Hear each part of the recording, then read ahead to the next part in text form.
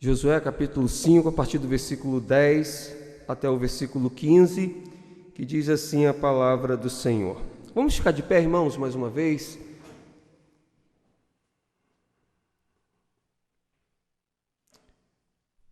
Diz assim a palavra de Deus. Estando, pois, os filhos de Israel acampados em Gigal, celebraram a Páscoa no dia 14 do mês, à tarde, nas campinas de Jericó. Comeram do fruto da terra no dia seguinte à Páscoa. Pães asmos e cereais, todos comeram nesse mesmo dia. No dia imediato, depois que comeram do produto da terra, cessou o maná, e não o tiveram mais os filhos de Israel, mas naquele ano comeram das novidades da terra de Canaã.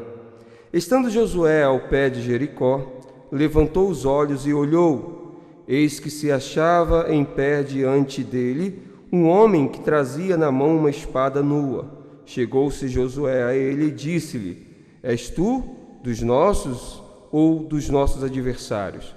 Respondeu ele: Não, sou príncipe do exército do Senhor e acabo de chegar. Então Josué se prostrou com o rosto em terra e adorou e disse-lhe: Que diz meu senhor ao seu servo?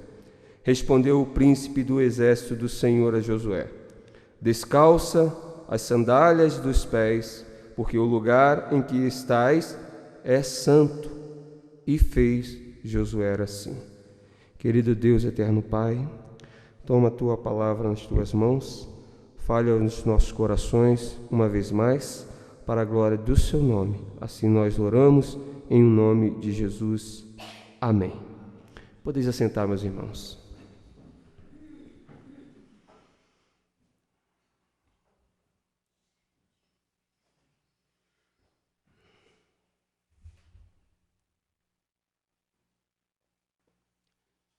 Irmãos, para introduzir a nossa mensagem esta manhã, eu faço a seguinte pergunta para vocês. Vocês já experimentaram a vida nova que Deus ofereceu pelo convite no seu Evangelho? Vocês verdadeiramente se sentem transformados, tendo a vida de vocês mudada verdadeiramente? Por que eu pergunto isso? Porque hoje nós vamos falar exatamente sobre uma vida nova com Deus. O apóstolo Paulo, o pastor dos gentios, que nos ensinou e pregou para nós, ele disse lá na sua segunda carta aos Coríntios, no capítulo 5, no versículo 17, a seguinte palavra: Portanto, se alguém está em Cristo, é nova criação. As coisas antigas já passaram, eis que surgiram coisas novas. Portanto, meus irmãos, eu creio que o Evangelho, ele tem este convite para que nós possamos transformar as nossas vidas todos os dias. Isso significa que precisamos transformar a nossa mente.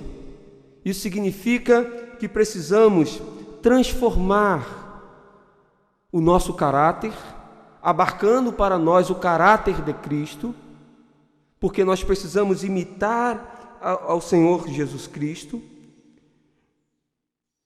E nessa perspectiva, nós vamos fazer a ligação com esse texto para essa vida nova em Deus que precisamos ter, e vamos perceber dentro do texto que chegou o momento de Israel viver essa vida nova com Deus.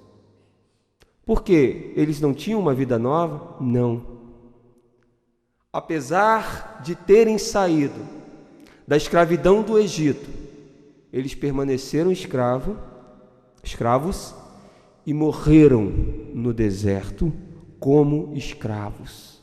eles não mudaram as suas vidas, eles não tiveram uma vida nova. E o que está acontecendo aqui neste momento? Coisas novas estão acontecendo que já não aconteciam há 40 anos.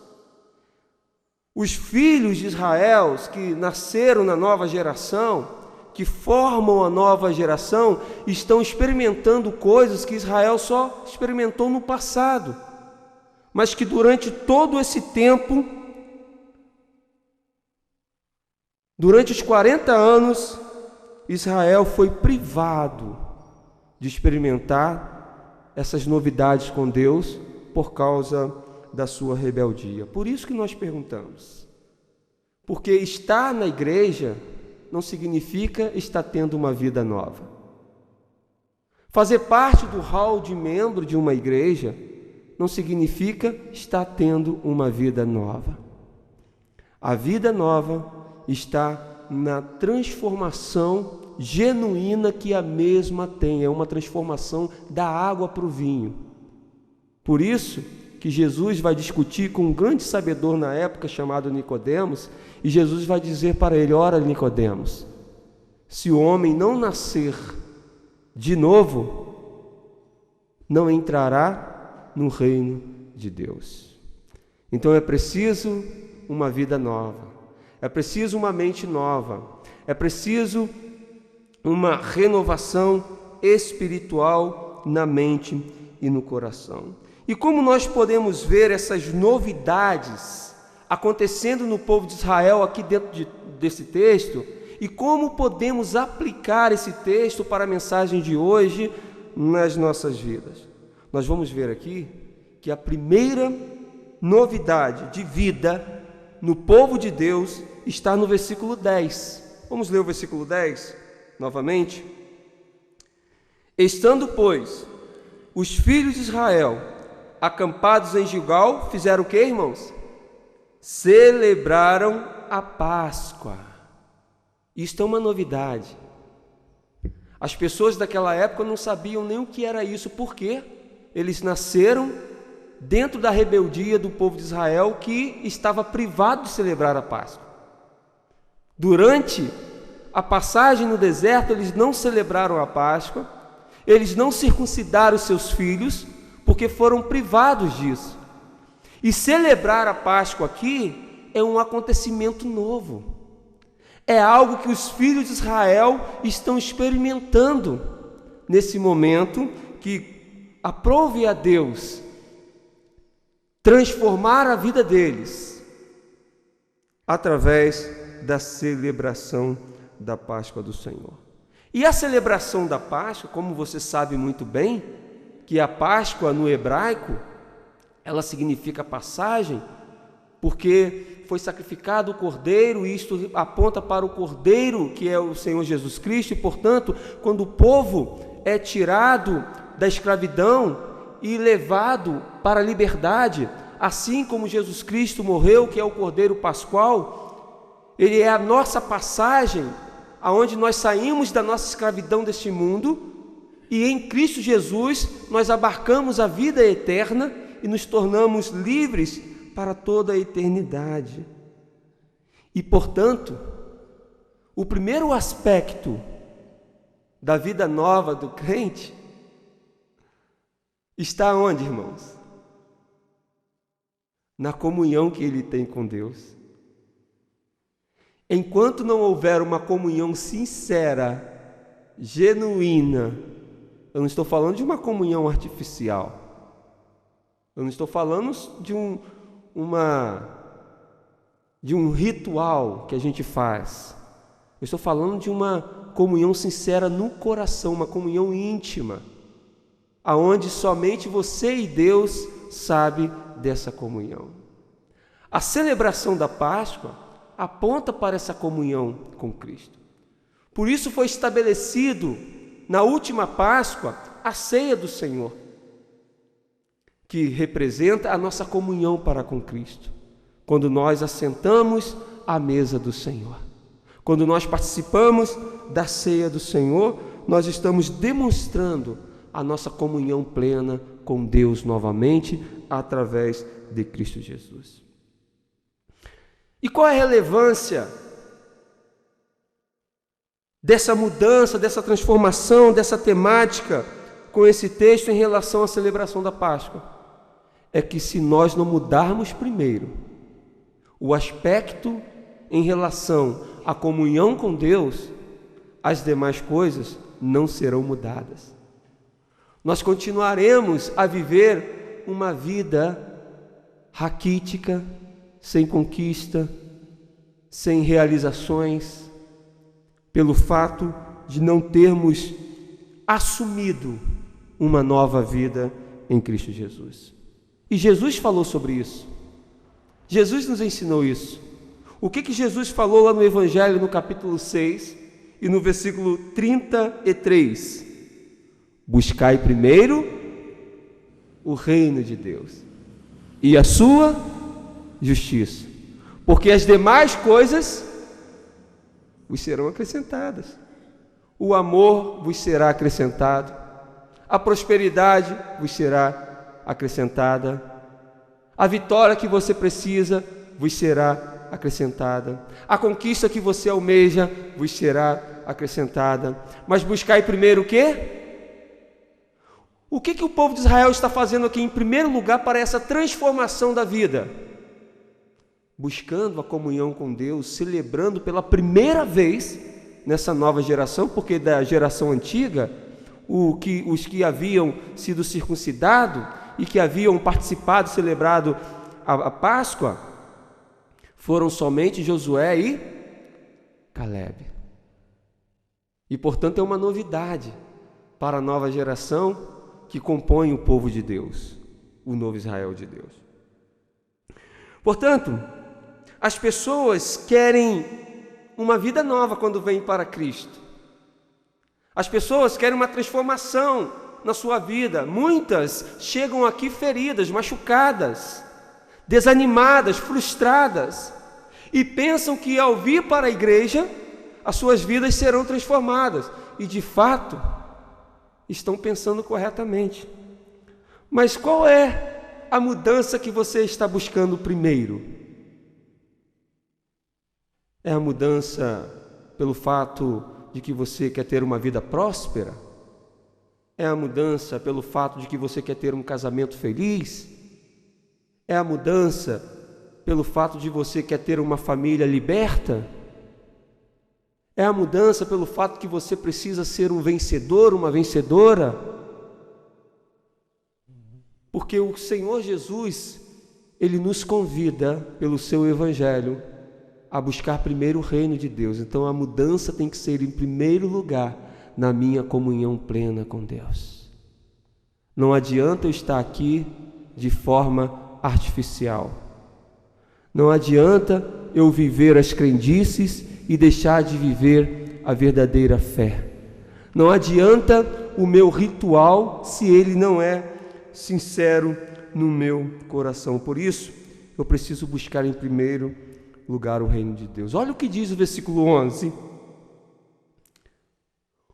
Comeram do fruto da terra no dia seguinte à Páscoa.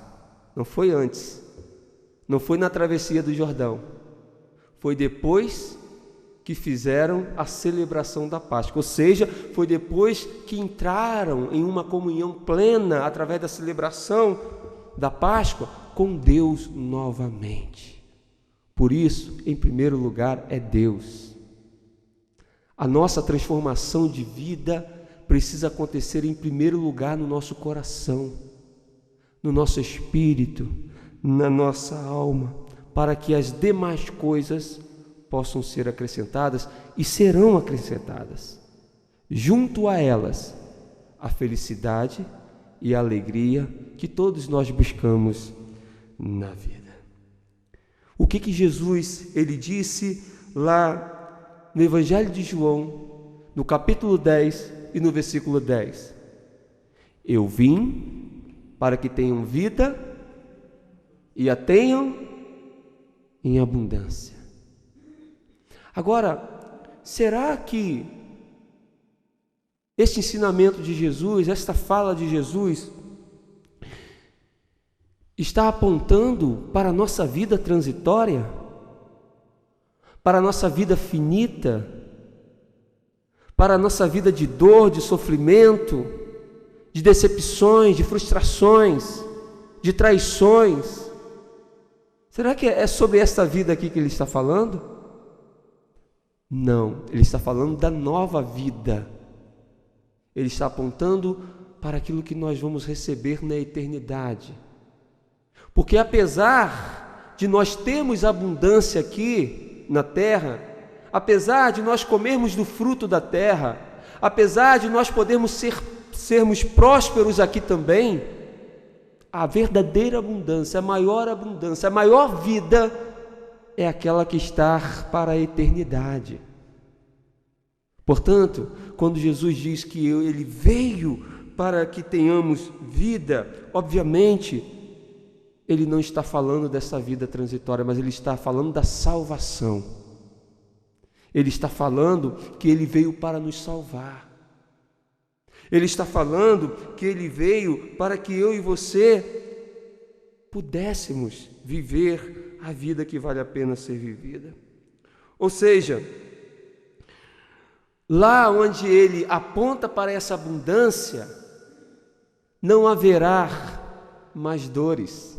Aqui, por mais que você tenha prosperidade, riquezas e abundâncias, você ainda sente dor na sua alma, no seu corpo, no seu coração, você sente tristezas, você chora. Mas lá, onde a vida é plena e abundância, todas as lágrimas serão enxugadas, você não vai mais chorar. Todas as dores serão passadas, não existirão mais, não haverá sofrimento nenhum. E é esta vida que a salvação em Cristo Jesus nos deu, nos trouxe.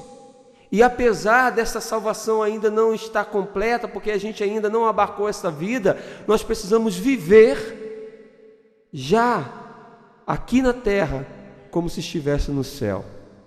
Isso significa dizer que, apesar das dores que eu sinto aqui, eu tenho um refrigério por meio da palavra de Deus. Apesar da constante guerra entre nós, eu tenho a paz por meio da palavra de Deus, porque a palavra de Deus é essa passagem, é este caminho que me apresenta Jesus Cristo, e através dele eu recebo a vida eterna, a vida que vale a pena ser vivida. Dessa forma, meus irmãos, devemos viver em primeiro lugar de modo que agrade a Deus, em uma comunhão plena com Ele, andando na sua verdade, em novidade de vida. Portanto, antes de nós buscarmos a libertação para a nossa casa, antes de nós buscarmos as conquistas que queremos, a prosperidade que precisamos, nós precisamos rever a nossa intimidade com Deus e viver conforme agrada ao Senhor Jesus. Amém? Portanto, o viver uma nova vida com Deus, nesse texto, nos remete, em primeiro lugar, a essa comunhão plena com Ele e essa intimidade plena com Ele.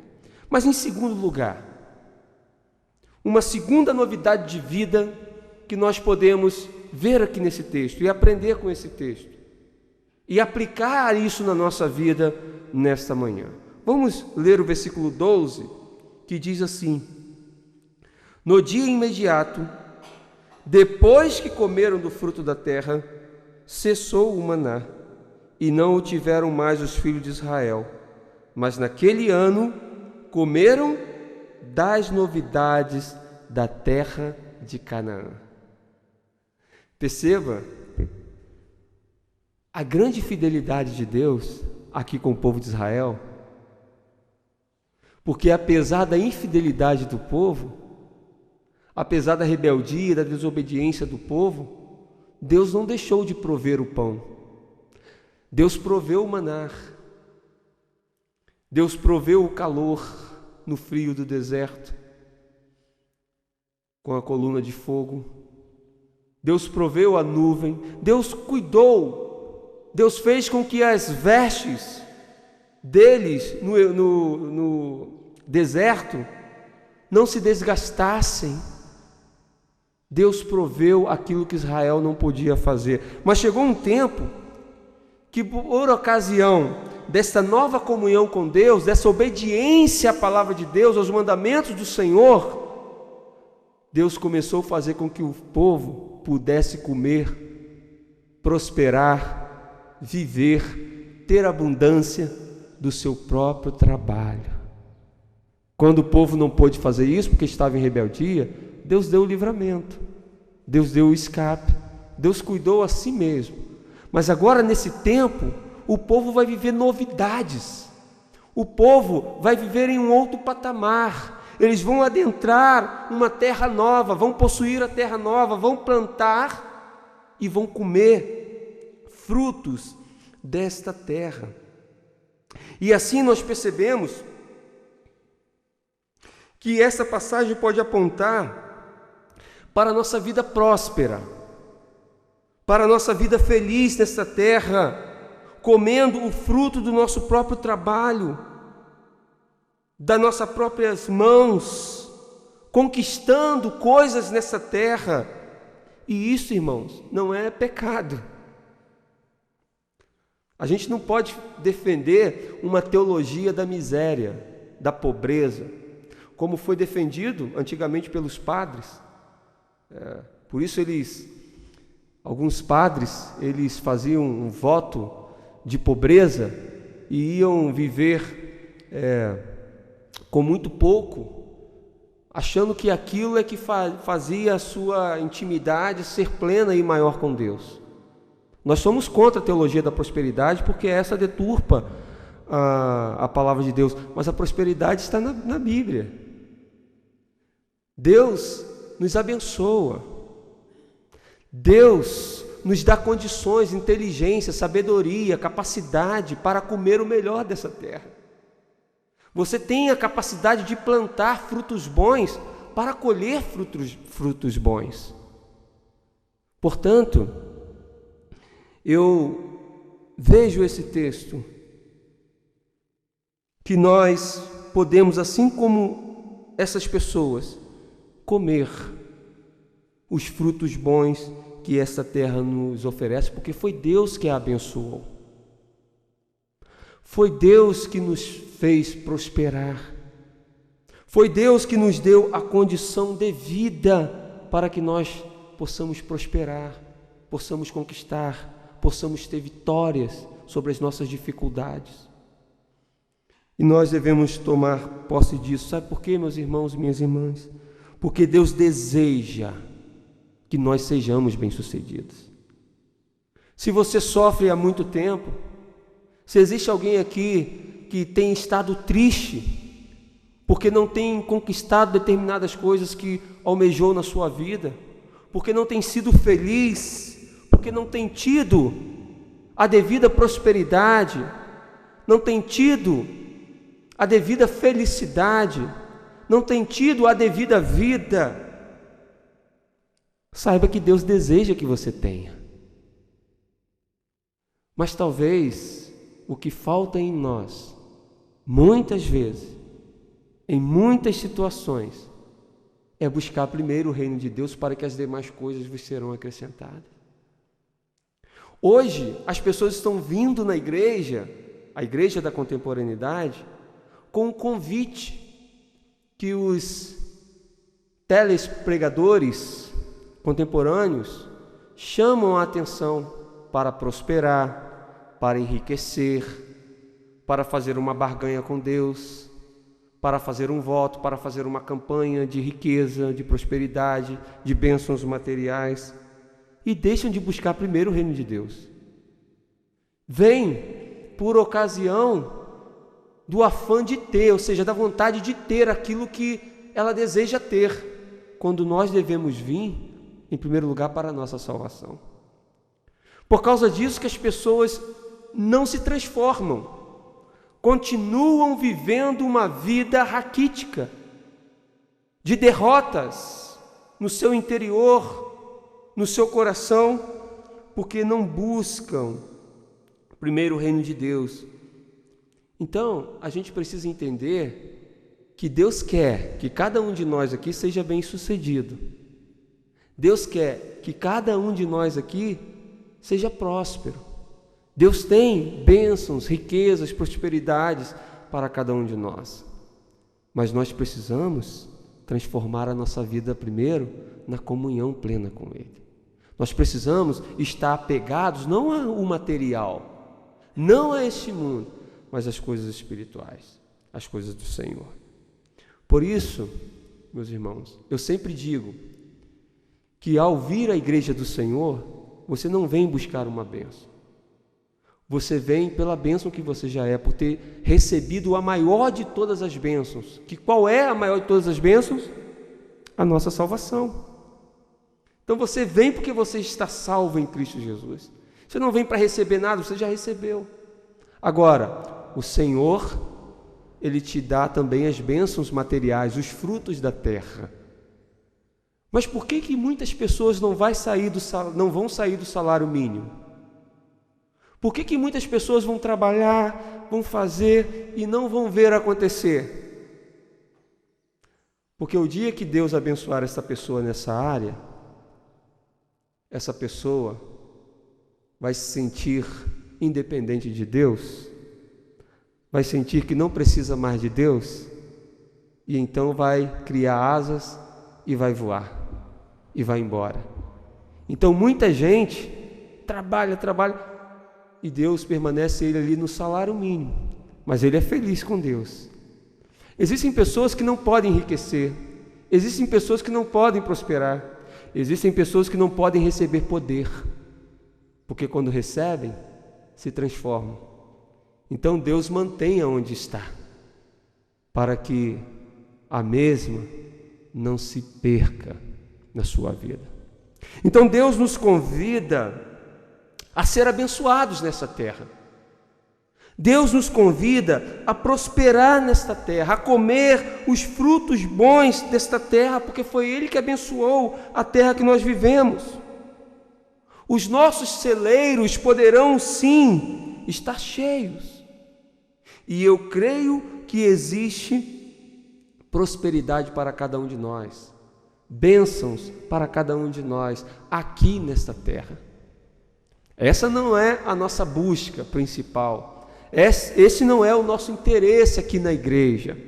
Nós estamos aqui pela bênção da salvação, mas precisamos saber que Deus nos abençoou com uma mente sábia, capaz de desenvolver, de plantar, de colher e de prosperar na terra que Ele abençoou e nos deu. Você crê nisso, meu irmão? Você quer isso para a sua vida? Você quer essa novidade de vida no seu trabalho, na sua família, na sua casa? Você pode crer essa manhã, porque o Senhor nos diz na Tua Palavra, nos ensina na Tua Palavra a viver também as novidades de vida nesta terra. Amém?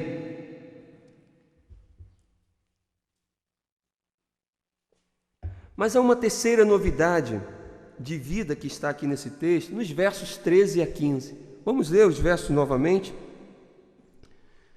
Estando Josué ao pé de Jericó, levantou os olhos e olhou. Eis que se achava em pé diante dele um homem que trazia na mão uma espada nua. Chegou-se Josué a ele e disse-lhe: És tu dos nossos ou dos nossos adversários? Respondeu ele: Não, sou príncipe do exército do Senhor e acabo de chegar. Então Josué se prostrou com o rosto em terra e o adorou, e disse-lhe: Que diz meu senhor ao seu servo? Respondeu o príncipe do exército do Senhor a Josué: Descalça as sandálias dos pés, porque o lugar em que estás é santo. E fez assim Josué. Meus irmãos, o que está acontecendo aqui? Uma teofania. O que é isso? É a presença de um anjo ou a presença do próprio Deus em forma de uma pessoa para o homem. O homem está vendo claramente, visivelmente ali uma pessoa mas que é o próprio Deus. Isso se chama teofania. E o que essa teofania significa para Israel, para o povo de Deus e para nós? O que esse texto também para nós significa? Como uma terceira novidade de vida. Sabe o que está acontecendo aqui? Está surgindo aqui um novo Moisés. Lembra que no passado, quando Deus se apresentou para Moisés, como que foi? Através de uma sarça ardente. O que Deus falou para Josué, para Moisés? Tira a sandália dos seus pés, porque o lugar que estás pisando. O que ele está falando aqui para Josué? Tira a sandália dos seus pés, porque o lugar que você está pisando é o mesmo Deus. E por que aqui é um novo Moisés? Porque Deus está dando continuidade àquilo que ele começou em Moisés, a saber, a libertação completa do povo de Deus. Lembra que eu falei na mensagem anterior que se o povo morresse todo mundo no deserto, não morreu, Josué e Calebe adentraram a terra prometida. Mas se morressem todo mundo no deserto, o que aconteceria? A promessa que Deus fez de libertação, essa libertação não teria sido completa. Por quê? O que adiantaria tirar o povo da escravidão e esse povo morrer no deserto? A promessa não estaria completa. O povo então precisava entrar na terra prometida, para assim essa promessa de libertação ser completa. Então, quando Deus se apresenta aqui para Josué, da mesma forma que se apresentou para Moisés, eu entendo e aprendo que Deus está falando com o seu povo. Eu continuo sendo fiel a vocês. Eu continuo ordenando a vocês, guiando vocês para adentrar e viver as promessas que eu fiz a Abraão lá antigamente. Portanto, meus irmãos, o povo de Deus é um povo conquistador. O povo de Deus é um povo vitorioso. Por quê? Porque Deus nos guia. Se nós servimos a um Deus, o Deus, não um Deus, o Deus verdadeiro, por que não conseguimos determinadas coisas? Por que não adentramos e conquistamos aquilo que a palavra de Deus nos garantiu se o povo orar, se o povo se humilhar, se o povo buscar? Ouvirei, sararei, abençoarei. E por que então que nós não tomamos posse disso? Por que nós muitas vezes não somos abençoados, não somos prósperos, não conquistamos? Por que será? Porque talvez, apesar de estar aqui, nós estejamos ainda vagando pelo deserto. Talvez, apesar de estarmos aqui, nós não demos ouvido verdadeiramente à voz do Senhor quando fala conosco através da sua palavra.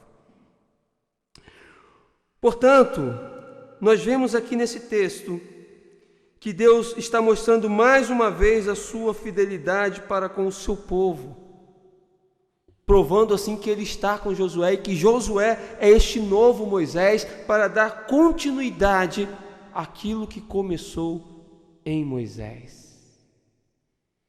E dessa forma, irmãos, nós podemos ver que Josué, como novo Moisés, que vai completar ali a libertação do povo de Israel, aponta para Jesus Cristo, que é o nosso libertador, que completou. O mesmo Jesus, ele foi sacerdote, o mesmo Jesus, ele foi rei, o mesmo Jesus, ele foi profeta, completando assim a nossa salvação por completo. Por isso ele é o sacrifício perfeito, ele é o Cordeiro imaculado, e para tanto em Jesus nós temos a libertação completa e podemos viver a vida próspera, a vida abençoada, conquistando tudo aquilo que o Senhor nos prometeu para a vida do seu povo.